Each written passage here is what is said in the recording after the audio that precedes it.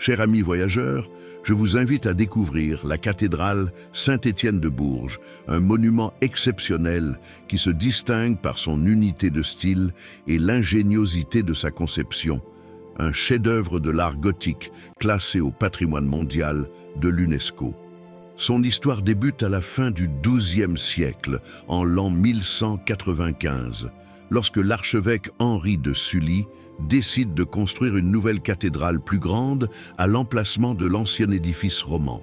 Le chantier commence par le chevet et les travaux se poursuivent rapidement pour ériger une immense nef. L'une des particularités les plus frappantes est l'absence de transept, ce qui confère à la cathédrale une impressionnante continuité spatiale, de la façade au chœur.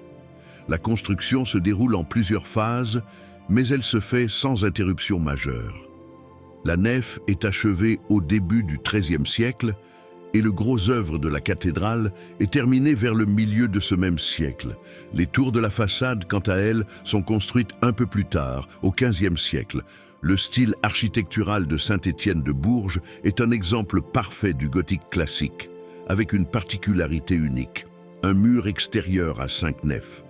Cet agencement permet à la lumière de pénétrer profondément à l'intérieur, illuminant l'ensemble de l'édifice.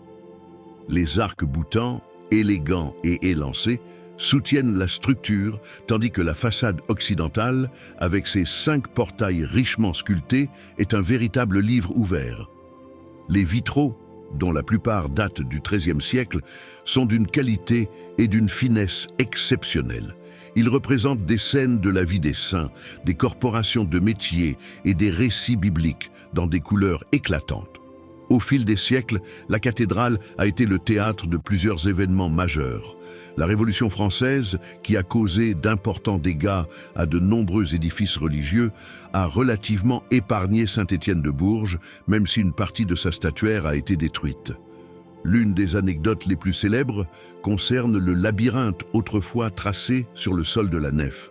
Comme pour la cathédrale de Chartres, il était un chemin de pénitence pour les pèlerins.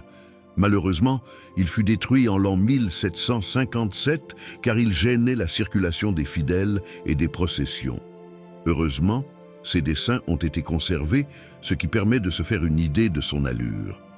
La cathédrale a également été un lieu de sépulture important. Le duc Jean de Berry, un grand mécène des arts, y est enterré.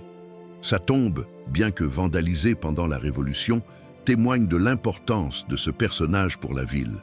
Aujourd'hui, la cathédrale Saint-Étienne de Bourges est saluée par les historiens de l'art pour l'harmonie de ses proportions, l'élégance de ses lignes et la richesse de ses vitraux.